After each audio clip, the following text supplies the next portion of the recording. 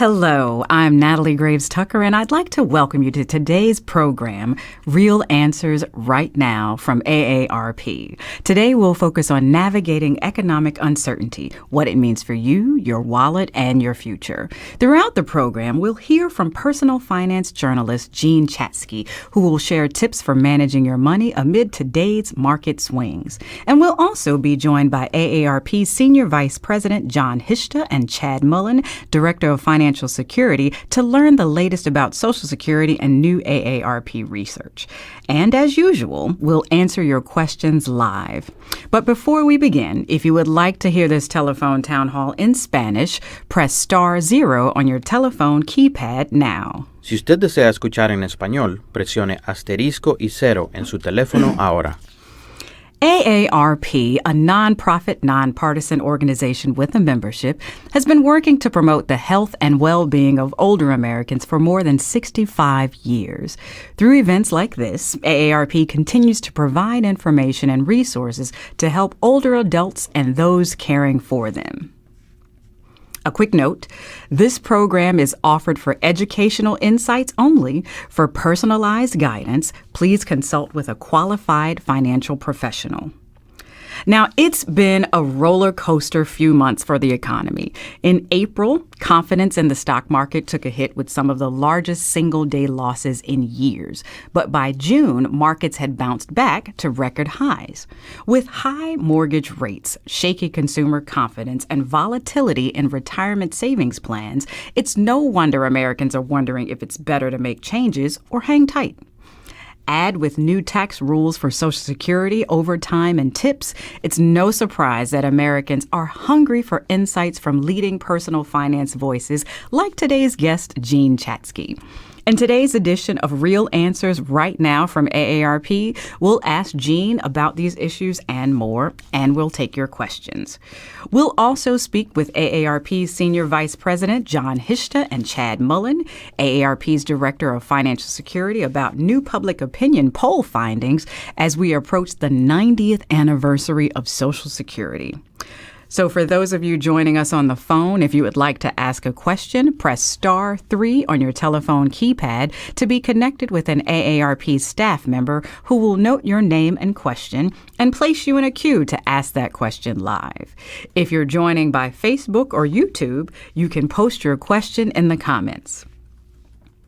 Hello, if you're just joining us, I'm Natalie Graves Tucker, and I want to welcome you to our program, Real Answers Right Now from AARP.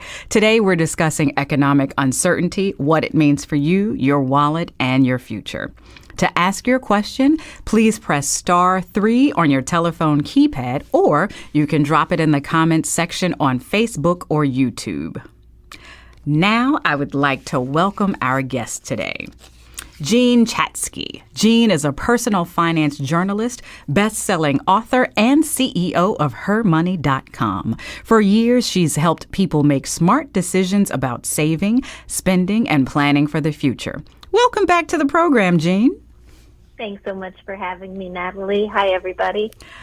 John Hishta, Senior Vice President at AARP. John leads campaigns that ensure that your voices are heard on issues important to you, including Social Security and Medicare. Welcome, John. Thanks, Natalie. Glad to be here. And finally, Chad Mullen, Director of Financial Security at AARP, focuses on advancing financial well-being initiatives for older Americans. Welcome, Chad. Thank you for having me, Natalie. So, welcome back, Jean. In May, as economic volatility swirled, you cautioned Americans to not act hastily. Then last month, the U.S. stock market rose sharply with the S&P 500, NASDAQ Composite, and Dow Jones Industrial Average on all reaching record highs. Despite the gains and reduced risk of recession, economists say that we still have a weakening U.S. economy. Is the volatility behind us, or are there underlying factors that could unravel June's gains in the months ahead? I don't think that we can count on the volatility being behind us, Natalie. As you mentioned, since January, market volatility, it's up by about 85%. The S&P 500 has experienced 18 days where we've seen declines of 1% or more. And this is a lot of volatility. It's a lot more than we are used to. That said, the economy has held up pretty well. I mean, 3 months since we had that first conversation, inflation remains pretty muted. The job market is strong. A lot of the forecasters have dialed back their predictions that we are headed into a recession, but we are seeing some signs of cracks in the economy. We're seeing prices up in some categories that are affected by tariffs. We're seeing a little bit of slowing in the job market, a little bit of signaling that consumers are pulling back their spending. And there are some economists who expect that this will just continue to build as companies use up the inventories that they built before tariffs took effect and before this cycle started. So I think volatility, in answer to your question, is here to stay. So in these volatile times, we are reminded how little we control. So what do we need to let go, and what can we control when it comes to our money? We control the things that we can control. And I find it really helpful to think in terms of two economies. When it comes to the economy of the United States or the economy of the world, we cannot control that. We as individuals, we can do absolutely nothing about the markets, about interest rates, about taxes. That is completely beyond our ability to pull a lever and make a change. But when it comes to our own personal economy, we have a ton of control. We can control the amount we spend. We can control to some degree the amount we save. Many of us, if we're still working, have the ability to control how much we work. We can rebalance our own investment portfolios if they've gotten out of whack so that we're not taking too much risk. We can brush up our resume and get our network into shape so that we're in a better position to find the next job if we lose this one. So I think this is how we remain resilient, by controlling the things that we can control and trying our very best to let go of the others.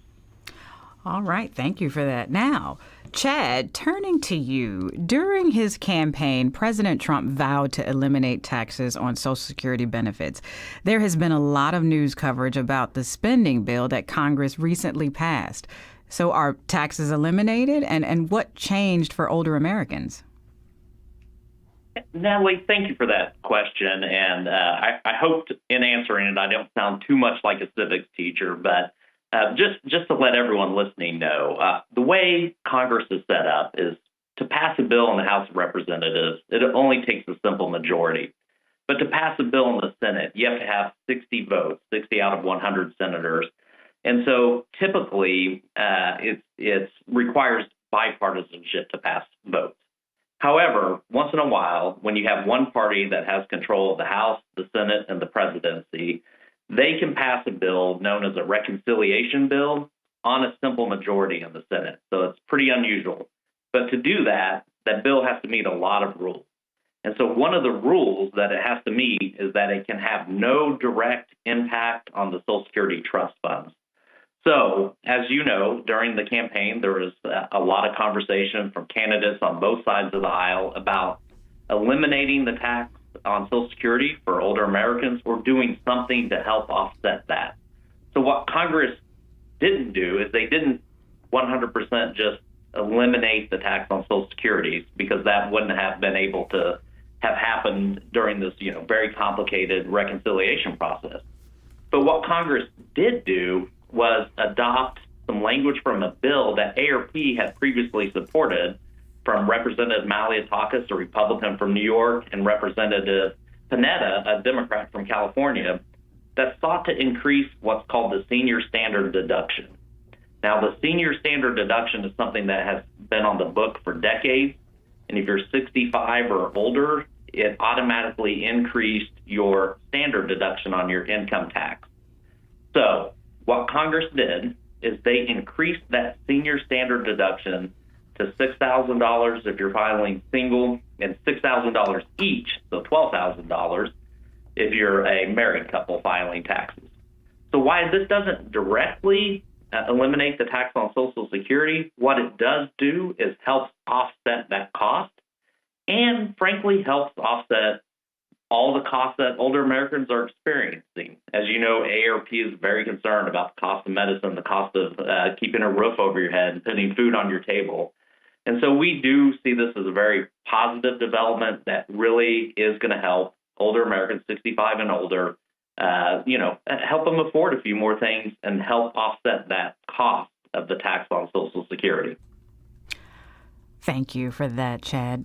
Jean, what about changes to taxes for overtime and tips? Yeah, we've seen some changes there as well. And let me just break it down and talk about them category by category. So if you're a worker who earns tips, the first $25,000 in tips that you earn each year will not be counted as taxable income on your federal return. So that means if you make up to $25,000 in tips, you're not going to owe federal income tax on that money. Only some jobs, only certain jobs and the bill says that regularly receive tips are going to qualify for this. That's like servers, bartenders, hairstylists. The exact list is set by the IRS. And this only applies if your income in total is under $150,000 a year for singles or double that for married couples filing jointly. If you earn more, the exemption is going to start to get reduced and eventually disappear. Also important to know, this doesn't wipe out the payroll taxes that you are going to owe. You're still going to pay Social Security and Medicare taxes on your tips. You're just not going to pay federal income tax. When it comes to overtime, you can deduct up to $12,500 of your overtime pay from your taxable income each year. For couples filing jointly, that's up to $25,000. And overtime pay, or as the bill says, overtime premium pay, that means the extra amount that you get for working overtime, not your regular pay. So if you normally earn $20 an hour and you earn $30 for overtime, you can write off the extra $10 an hour. Again, there's limits. There are limits on this. They're the same as with tipped workers, under $150,000 for singles, $300 for joint filers. And these breaks apply from the year 2025 to 2028. After that, they are supposed to expire unless Congress decides to renew them. Thank you for helping us understand those changes. John, now to you. Can you tell us more about Americans' view of Social Security given the release this week of a new AARP public opinion survey? How confident are Americans in Social Security's future? First, I want to give a special shout out, Natalie, to all our members, activists, and donors who are on the call today. They are a huge help in all of our advocacy work when it comes to our ability to affect change, either here in Washington, D.C. or around the country in the state houses. So thanks for being on the call, folks. As you know, the Social Security Anniversary Survey released this week is actually the fifth we've conducted this century. For decades, we have been tracking public opinions about Social Security, how people view its role in retirement, its importance in future generations, and the challenges Americans face for saving in the future. The numbers confirm what we already know. Americans still see Social Security as one of the most important initiatives we've got. It helps millions avoid poverty and keep their dignity after decades of hard work. 85% of the people over 50 say it's essential, not helpful, essential. I want to underline that. You don't get that kind of an agreement on much these days, particularly here in D.C. And despite Social Security never missing a payment in 90 years, people are still nervous. And frankly, a lot of that comes from misinformation. A good chunk of folks, over a third, think that if the trust fund runs short, the whole program shuts down. That's just not true. That is just false. Payments may be reduced if Congress doesn't act, but they're not going to go to zero. Yes, indeed, John. Thank you to the activists and donors joining today's call. Your support for AARP's advocacy work helps educate and empower people through essential programs like this. So, John, how do Americans feel about their own future? Are they confident that personal savings will meet their retirement needs? What are their fears? People are worried, and with good reason. 90% of the people 50 plus say they plan to rely on Social Security for income. That is an overwhelming majority. 78% say they're worried it won't be enough to live on, actually. And so that is a big increase from 5 years ago when 74% of the Americans were worried that Social Security wouldn't provide them enough to live on. It's important to remember that their fears aren't just about paying bills, though. It's independence. The ability to live life without relying on your kids or anyone else. 78% of Americans agree that Social Security makes it possible for them to remain independent as they age, and it gives what we call people freedom. Thank you for that. Jean, as John shared, Social Security is their most essential retirement resource for most Americans. So what can you do if that's not enough and you're struggling? Yeah, I understand. There are a lot of people who are reliant on Social Security, and for many, it's not quite enough. Make sure that you are getting all the benefits that you're entitled to, and that means not just your own Social Security, but survivor benefits if you lost a spouse. Similarly, if you or your spouse served in the military, make sure that you are tapping into all of your benefits there. Then I want you to turn to the other side of the equation. There's money coming in, right? And there's money going out. You got to ask yourself if you have the ability to earn some additional money. If you worked in a particular field before retirement, can you pick up any part-time work? Can you pick up any consulting work? This might be if you have administrative skills, connecting with the kind of firm that offers virtual assistant services so that you can do the work remotely from home. There's part-time work. There's seasonal work, for example. I write a column for AARP, the magazine, and a woman I wrote about really wanted to work at a baseball stadium part-time in retirement, helping to see people because she loves baseball. So she would get to see the games, but she would also get to earn some additional money to tide her through. You can also look into other government programs if you are struggling. There is a program called LIHEAP, LIHEAP, which provides assistance for people who are on a low income with their energy costs. There are SNAP benefits to help people purchase food, and there may be state or city specific programs as well. Finally, I just want to say there comes a time when if you're truly struggling, you may want to open up and talk to your family, which I know is really hard to do. But if you have children, adult children, who are thriving, they would likely be very upset to know that you are not. And if this is something that you haven't felt comfortable talking to them about until this point, consider opening the door just a little bit to let them in. Thank you for that information. It's now time to address your questions live with Jean Chatzky, John Hishta, and Chad Mullen. Please press *3 at any time on your telephone keypad to be connected with AARP staff to share your questions.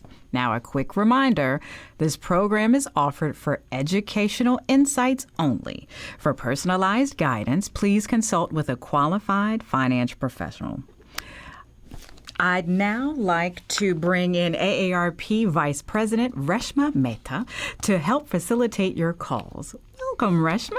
Thank you, Natalie. I'm happy to be here. Reshma, let's take our first question. Sure. We have William from Illinois with a question for Jean. Hi, William from Illinois. William from Illinois, what is your question? William? Hey, William from Mount Prospect, Illinois, if you can hear us, you're welcome to ask your question live on air. All right. Maybe we're having a little technical difficulties. Do we have another one? Yes, ma'am, we do. All right. So we're going to go to Mary Ann in Nevada. And this is a question for Jean as well. All right.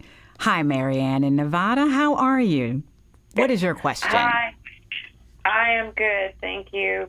I am just concerned that if I start collecting my Social Security and then, say, a job that pays $100K a year becomes available, how does that impact my Social Security if I have not reached 67, which is the ideal retirement age?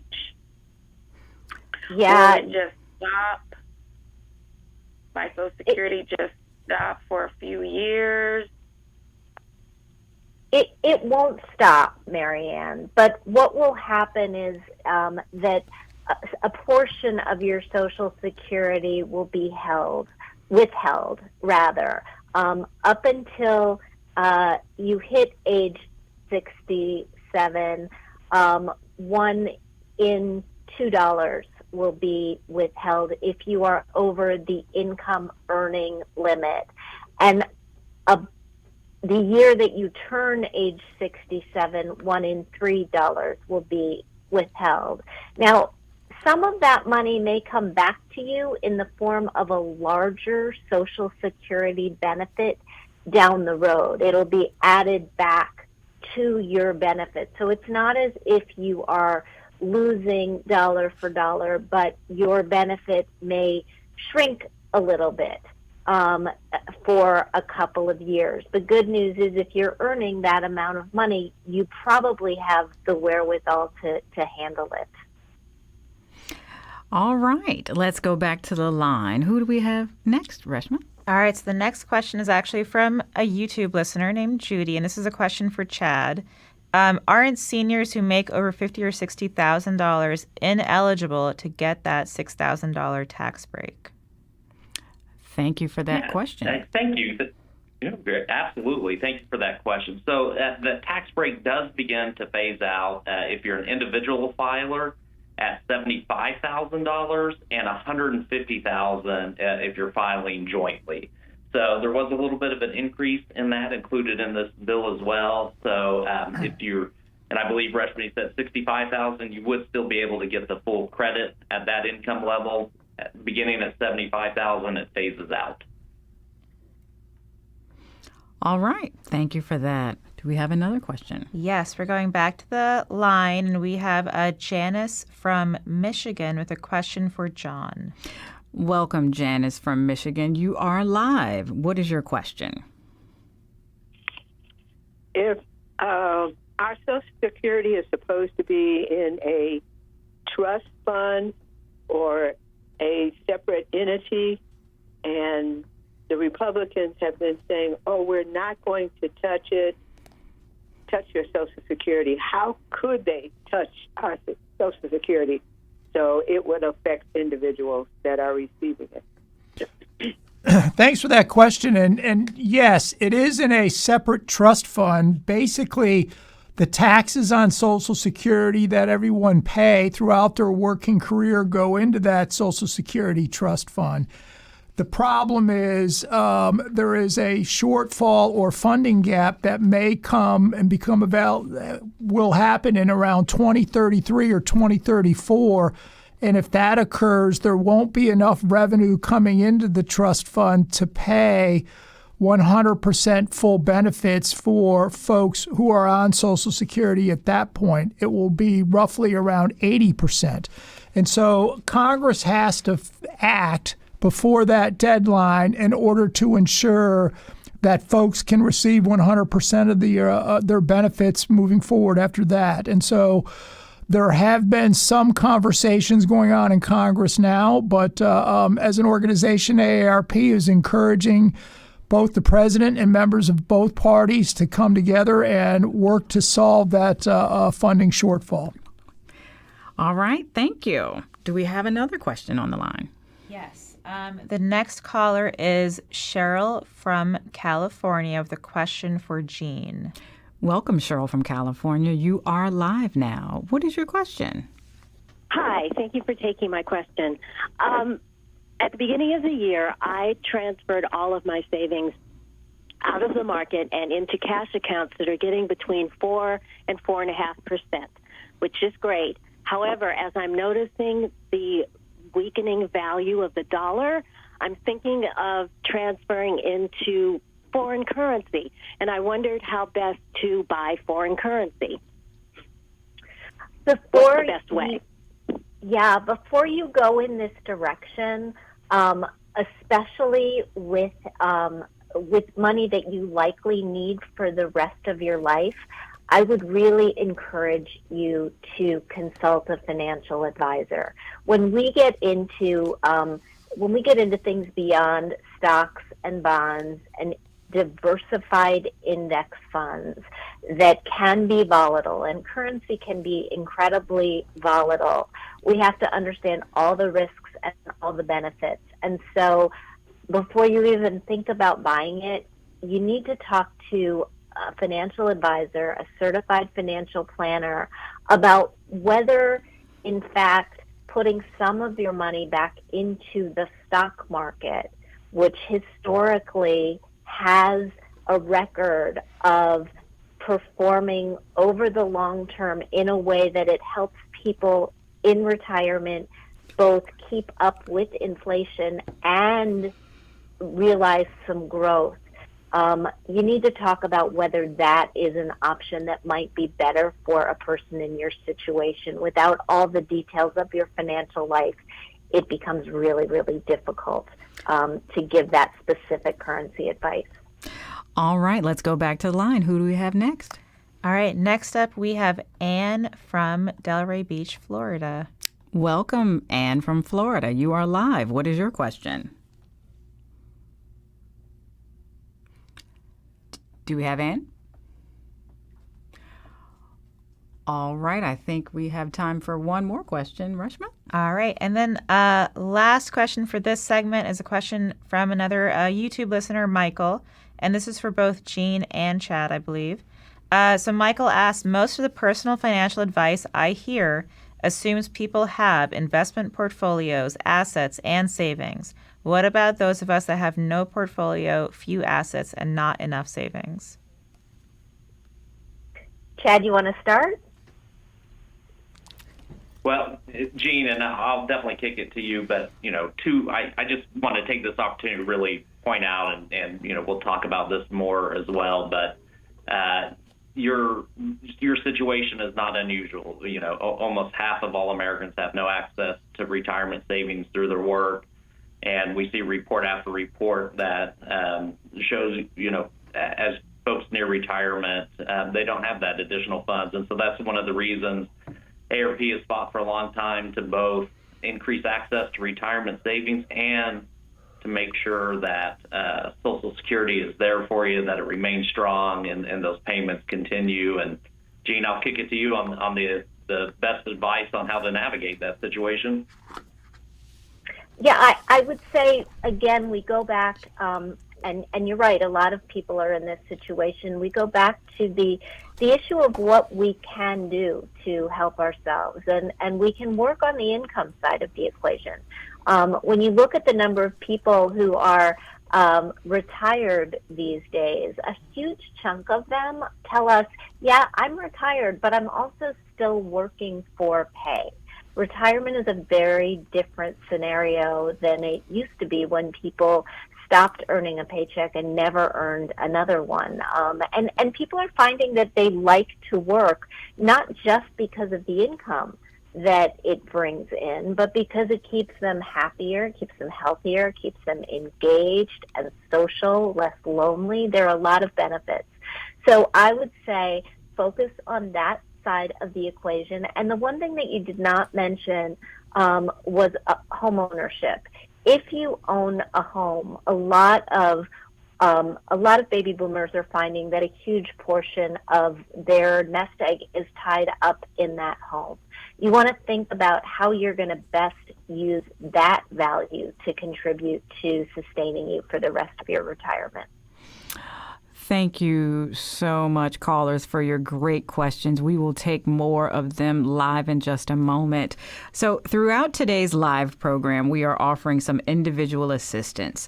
AARP's Social Security Program Manager, Jamie Lyell, is standing by and answering your Social Security questions right now. If you want assistance with a Social Security question, please listen closely. If you are listening to the program online, place your Social Security question in the comments section. Please do not include any impersonal information, including your name or your age or your financial information. You can also send an email to Jamie at ssqa@aarp.org. That's ssqa@aarp.org. Let's return to our experts. Remember, if you'd like to ask a question live, please press star 3. John, let's start with you. According to the latest AARP research, on average, older Americans' finances, regardless of political affiliation, are quite similar. Republicans and Democrats 50 plus have almost identical average household incomes and are experiencing similar levels of financial insecurity. Currently, roughly 1 in 3 adults 50 plus feel financially insecure. Given this, how essential is Social Security to 50 plus adults? Immensely essential, more than ever. Costs are up, budgets are tight, and Social Security is the one check folks can count on to show up every month, rain or shine. Today, 14% of Americans 65 plus rely on Social Security for most of their income, and 40% rely on it for more than half their income. And so for a lot of people, it's the difference between getting by and going under. It helps keep the lights on, the refrigerator full, and gives folks the freedom to spend time with their family or doing something they love in retirement. Chad, building on that, what is AARP doing to help people save for retirement in addition to Social Security? And, Natalie, just like we talked about with the caller just a couple of minutes ago, in the past, we thought of retirement as a three-legged stool, right? And the three legs were Social Security, pensions, and some private savings of some type or another, whether that be a 401k or just cash savings or equity in your home, whatever it may be. And, over the past couple of decades, we've really transitioned away the pension side away. And so it is just private savings, typically 401k and Social Security are the two mix. And as I mentioned earlier, half of all Americans have no way to save for retirement at work. We see a lot of reports that show that at the time of retirement, the median amount saved in 401ks, depending on the report, range from $55,000 to $85,000, which is not going to go very far in today's economy at all. And so AARP has been very concerned about this. And over the last decade, we have worked in states all across the country to create state-facilitated retirement programs. These are sort of quasi-private, quasi-public partnerships between states and retirement firms to allow workers an opportunity to save for their retirement at work. And I'm happy to say that we've expanded access to retirement savings in 20 states today. And we passed a really significant milestone just here a few months back when we crossed 1 million new savers, 1 million new Americans saving for retirement, oftentimes for the first time in their career. And it took a long time to get there and to pave that way, but the growth is going to be exponential now. So I expect that it won't take us very long to hit 2 million savers and who knows, maybe even 3 or 4 million after that. So we've been working very hard at the state level, all across the country to do this. We've also been advocating on the Hill to increase incentives for employers to start retirement plans, to increase what you can save for retirement to help build that stability, and to think of creative ways to take what's happened at the state level and make sure it's applicable to everywhere in the country. We've seen a lot of great bipartisan support from leaders in Congress from all across the country and on both sides of the aisle. And so we're optimistic that we're making a dent in closing that gap, and we're going to continue to fight because, frankly, it's expensive to retire. Aging is it's fun and it's exciting, and there's a lot of great opportunities, but it takes money to do it. And so we're going to make sure that your Social Security is preserved, but also that you have that opportunity to save at work no matter what your age is and build that nest egg up. Thank you for all of that information, Chad. So, John, how do Americans feel about the government's ability to keep its promises with Social Security? Well, look, 90 years ago, our country did make a promise to provide hardworking Americans with a way to earn a foundation for financial security in their retirement. But to be honest, there's a real trust gap now. Americans aren't sure the government can or will keep their promise. When the program was formed, it was simple. If you work hard and pay in, Social Security will be there for you. But when people don't see Congress stepping up, that confidence slips. And we hear it loud and clear from our members. Not trusting the government to keep its promises was the top reason that Americans cited for not feeling confident in the future of Social Security. So we've encouraged and asked our members and others to reach out and call their members of Congress or email their members of Congress. And to date, there's been over 2 million people who have taken 2.5 million actions this year alone. That's 2.5 million emails and calls to members of Congress about Social Security. And just as important, more than 200,000 advocacy donors have chipped in to ensure that we here at AARP are able to amplify the messages of our members and make our voices heard. You can chip in at aarp.org/give today, which is aarp.org/give today. Again, that's aarp.org/give today. Now, John, how do people feel about changes to Social Security that have been debated over the years? Are Americans willing to pay more or receive less to keep Social Security strong? Well, first of all, older Americans think it's flat out unfair to make big changes to Social Security that would hit them close to retirement, including 95% of the people age 50 plus. And 85% of the people age 18 to 49. And they're right. There's a predictability to this that they count on. Again, I go back to receiving their checks every month, day in and day out. And at the same time, though, 2/3 of Americans say they'd be willing to pay more now if it means protecting the payments for their kids and grandkids. So that's a pretty powerful statement. It tells you how much they value Social Security. My mother has a little bit of dementia, but she knows when the third I'm sure is. She does. Gene, there has been a steep decline in U.S. consumer confidence, falling by nearly 25% from a year ago, according to a survey by the University of Michigan. Why is this? What are the risks of sliding consumer confidence?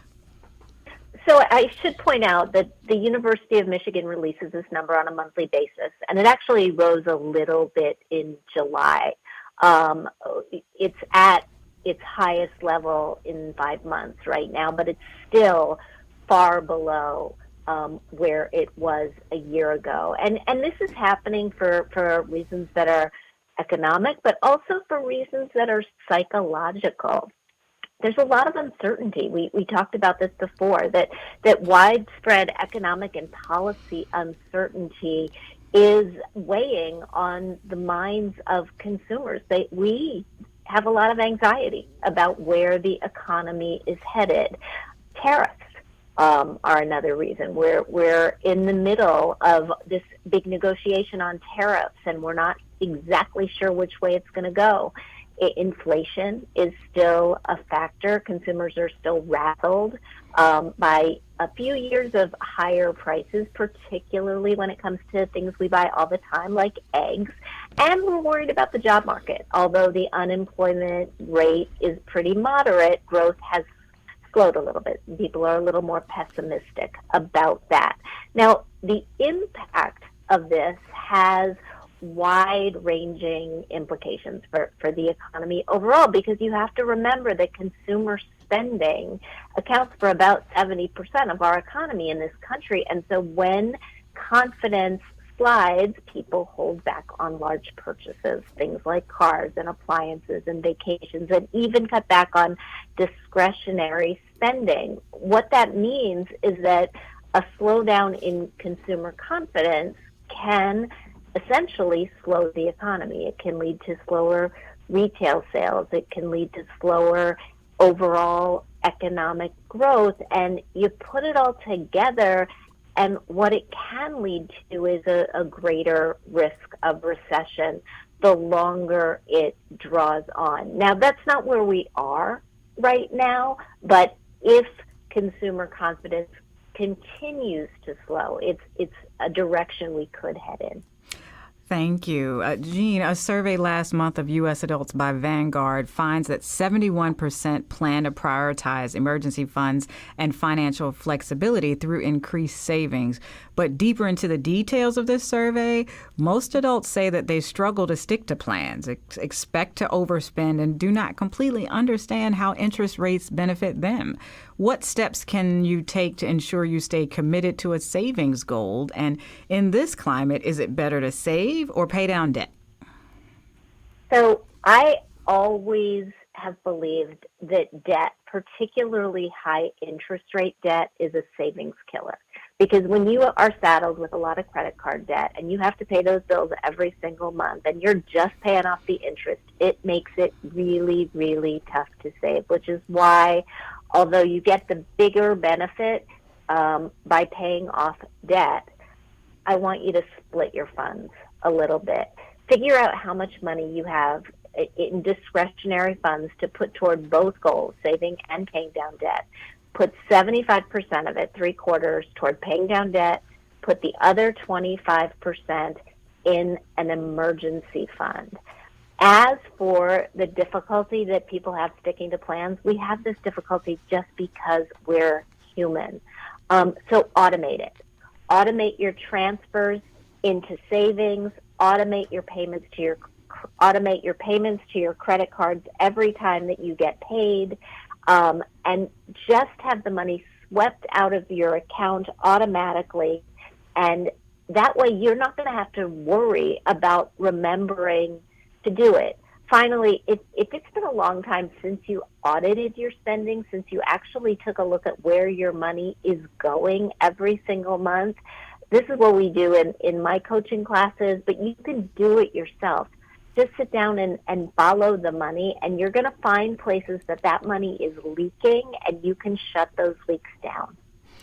Thank you. It's now time to address more of your questions live with personal finance expert Jean Chatzky, AARP Senior Vice President John Hishta, and AARP Director Chad Mullen. Please press *3 at any time on your telephone keypad to be connected with AARP staff to share your questions. As a reminder, this program is offered for educational insights only. For personalized guidance, please consult with a qualified financial professional. Reshma, who do we have on the line? Hey there, Natalie. All right, so we're going to start with a question from one of our Facebook listeners, from Erlinda. And this is a question for John. Please explain more about your advocacy program and how can we participate in helping to protect Social Security for our grandchildren? So one of the greatest things that anybody can do is join our activist army and really reach out to members of Congress and the Senate and make sure that they know that your voice is heard to keep Social Security strong.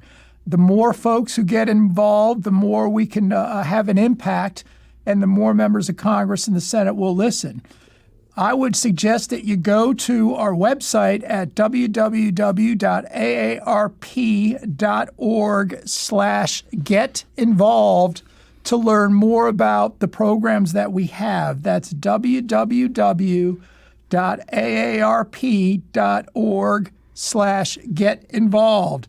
And if you're interested now in also signing our Social Security pledge, which is a big effort all across the country, you can go to aarp.org/we earned it. That's aarp.org/we earned it. All right, let's go back to the line. Reshma, do we have another caller? Yes, we do. And the next is one of our YouTube listeners, Anne from California. And this is a question, I think, for both John and Chad. Will Social Security ever increase enough so that people are not living below the poverty line? Yeah, John, I'm happy to jump in there and take that. So I think right now,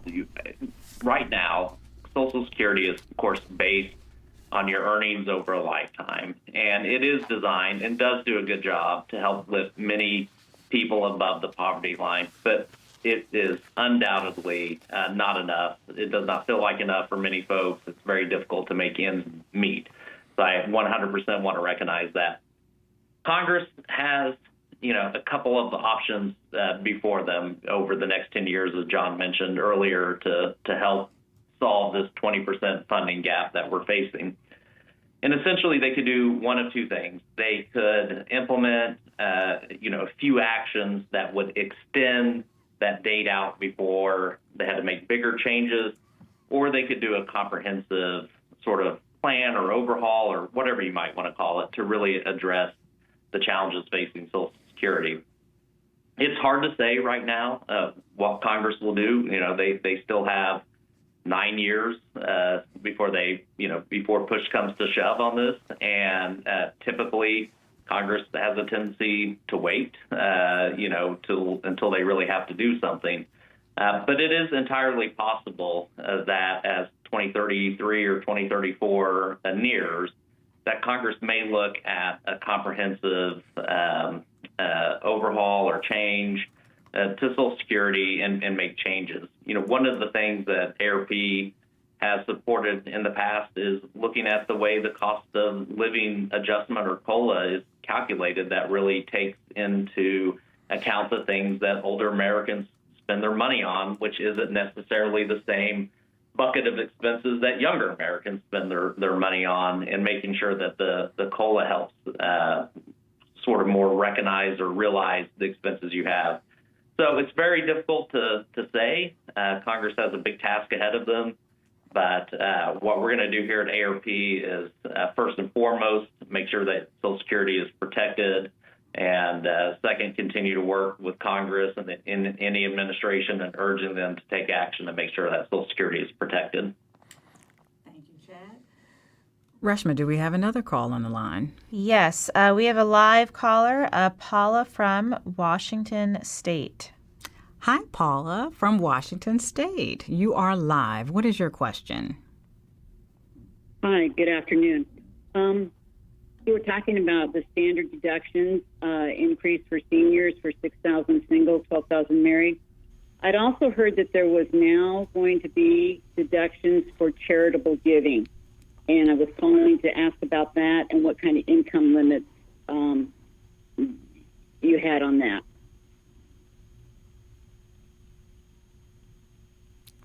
And Hello?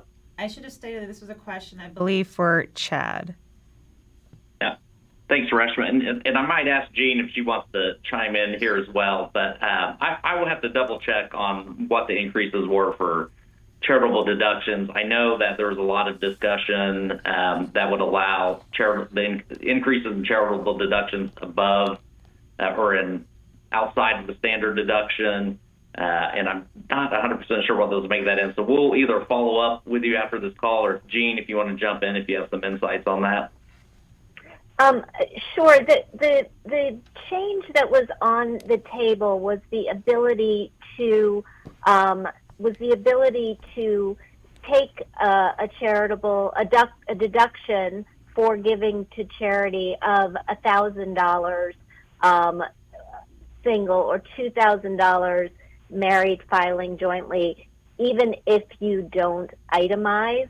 I believe that made it through in the final bill, but as it was voluminous, and as you said, Chad, we'll just make sure in the notes that we get the right answer.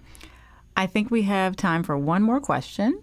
Great. And we have a question from Tom from Michigan for Jean. Hi, Tom from Michigan. You're alive. What is your question?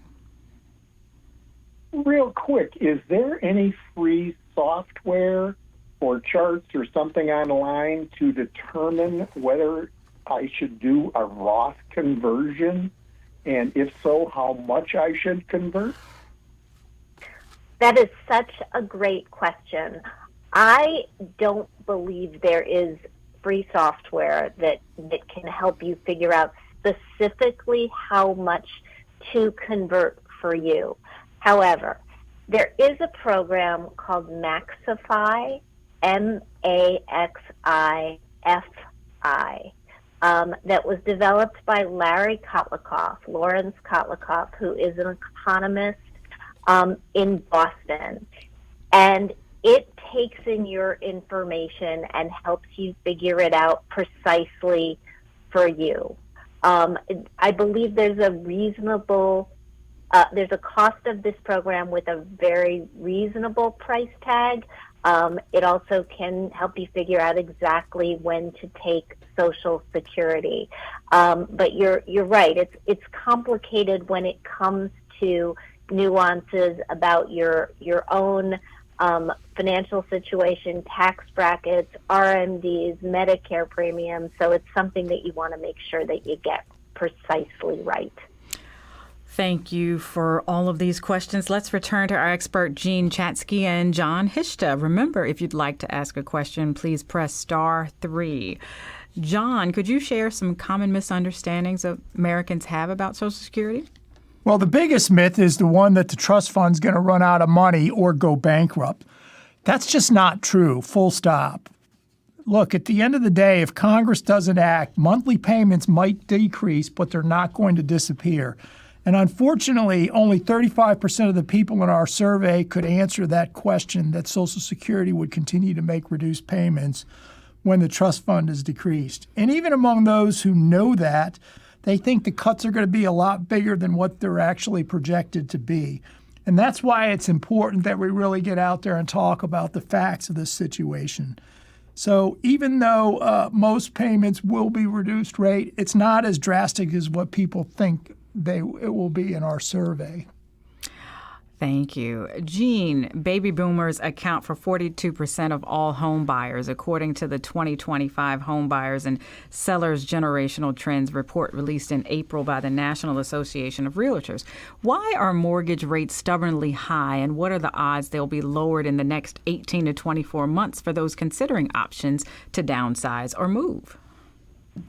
We talk a lot about misconceptions regarding Social Security. There's a big misconception that the Federal Reserve is responsible for mortgage rates. The Fed sets short-term interest rates, but does not directly set mortgage rates. And so the reason that rates have remained stubbornly high is a result of a few different factors: concerns about inflation, concerns about the amount of national debt and the rising borrowing costs in the United States, housing industry and housing market dynamics. And so I don't know that you can expect a very, very short-term drop. When we look out over the next 18 to 24 months, a lot of experts believe that the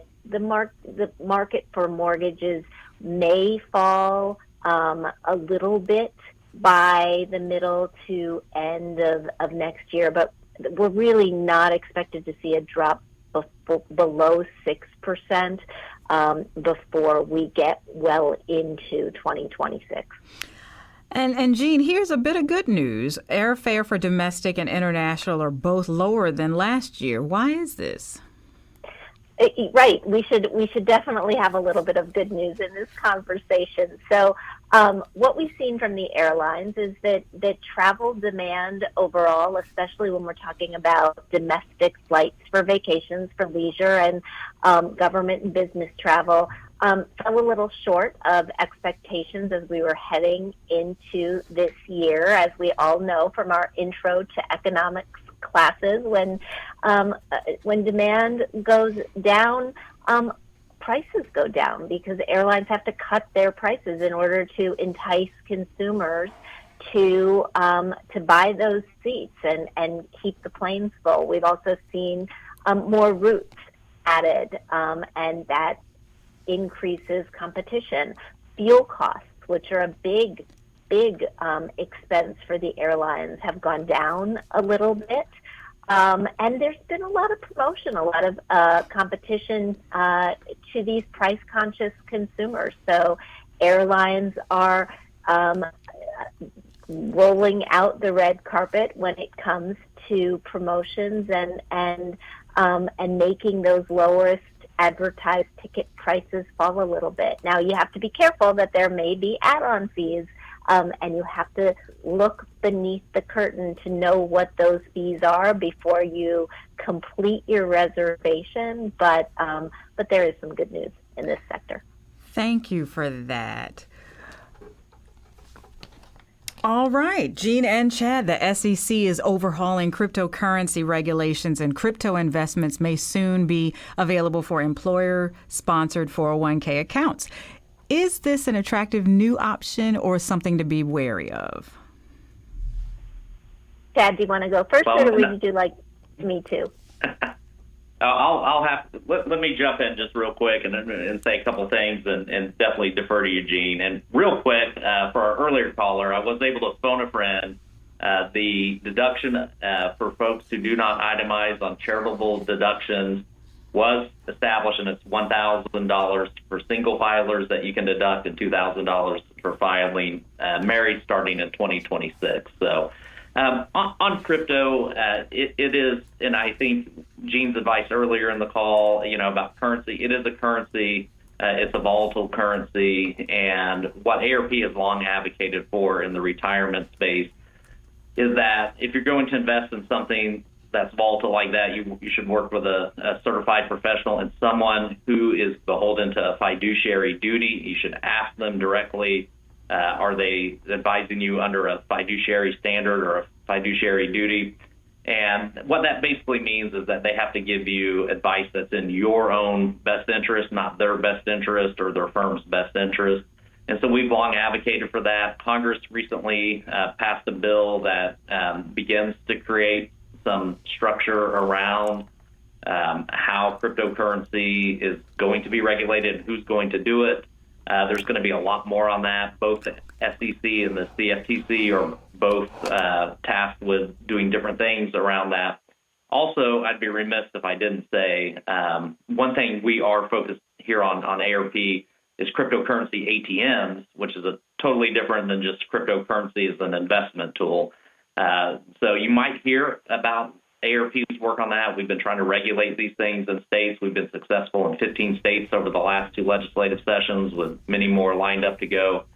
These are often used by criminals to get you to put your cash into so they can convert it to cryptocurrency and move it around the country or outside of the country in nanoseconds. So we've done a lot of work on that front. So whatever Gene tells you on cryptocurrency next, always be leery of cryptocurrency ATMs, which in most states are still unregulated, have very high fees, and can lead to a lot of trouble. And so I'll turn it over to you, Gene.